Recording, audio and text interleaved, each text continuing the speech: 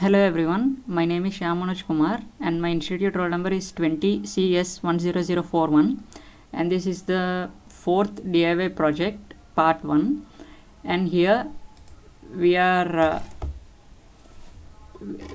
should use this Proteus software to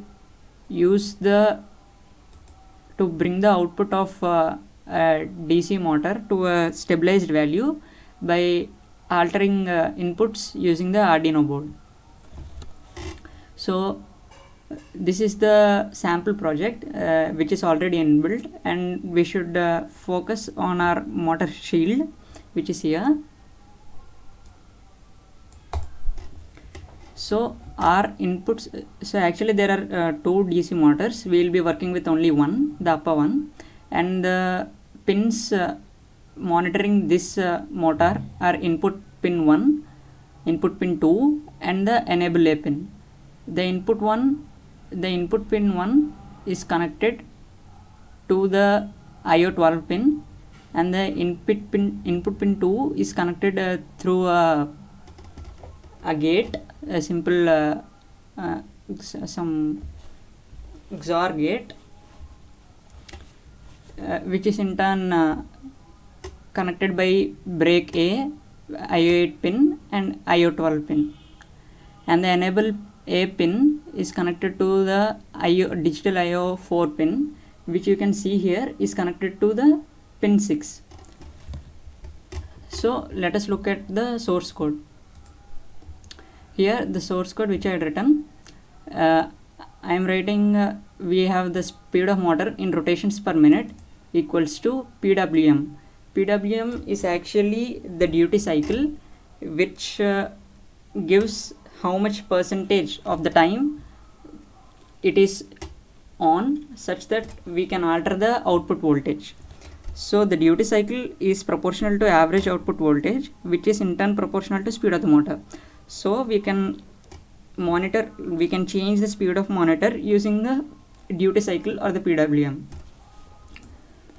So initially I am giving a value of PWM as 100, and in the void setup function I had written pin mode 12 output. That means the digital IO pin 12 is the output which is connected to the input pin 1, and digital write 12 high means we are turning on the 12th IO pin such that it ensures the clockwise running of the motor. So it is actually a H circuit which is controlled by these pins, which determines the clockwise direction or the anti-clockwise direction of running of the motor. And the IO8 pin is connected to brake in order to stop, and we are disabling the brake because we don't want to stop the motor in between the process. And the enable pin A is connected to pin 6. Actually it is connected to pin 4, which is again connected to pin 6. So that is actually the output. So again we are writing the void loop. That means it should continue as the output pin 6 gives the PWM value. Can vary from 0 to 100 in this particular case. Can vary from 0 to 255, and we have given a value of 100, which means the average output voltage will be equals to 100 by 255 times 5. So if we take some other PWM, like if we take PWM as X, which is between 0 to 255, then the average output voltage would be X by 255 into 5. So let's build the code. It has been already compiled successfully.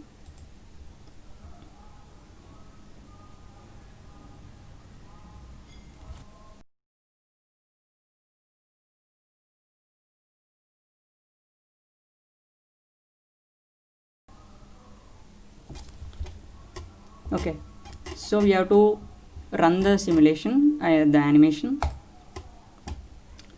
The simulation is running, and we can see the motor will be, yes.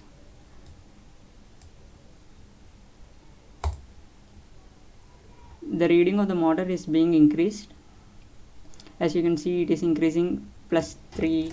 Plus indicates the clockwise rotation, and for this particular value of PWM, that is 100, we have to see at what value finally the motor will be rotating. That means the rotation reaches a particular equilibrium value. It is increasing gradually.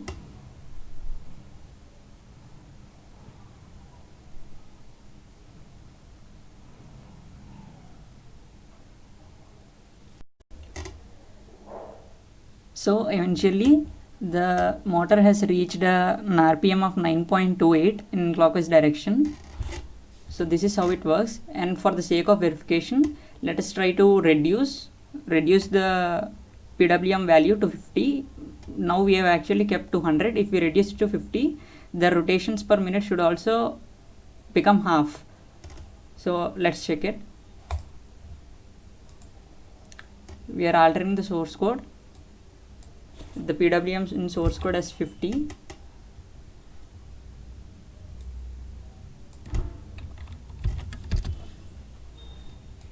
Let's build the project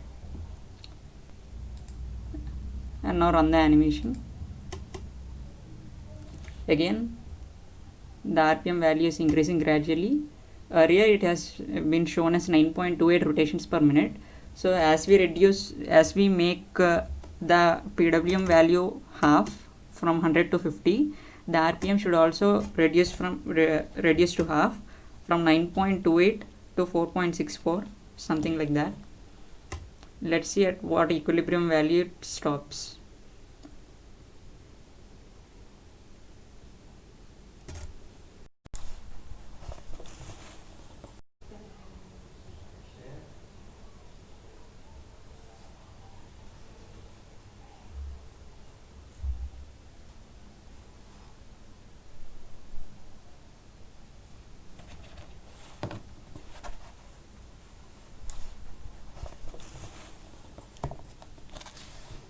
Okay, so as we can see, it has eventually reached an equilibrium value is 2.441 RPM, but we have assumed it to reach somewhere at 4 rotations per minute, but this much precision is enough. So our project is successful. Thank you for watching the video.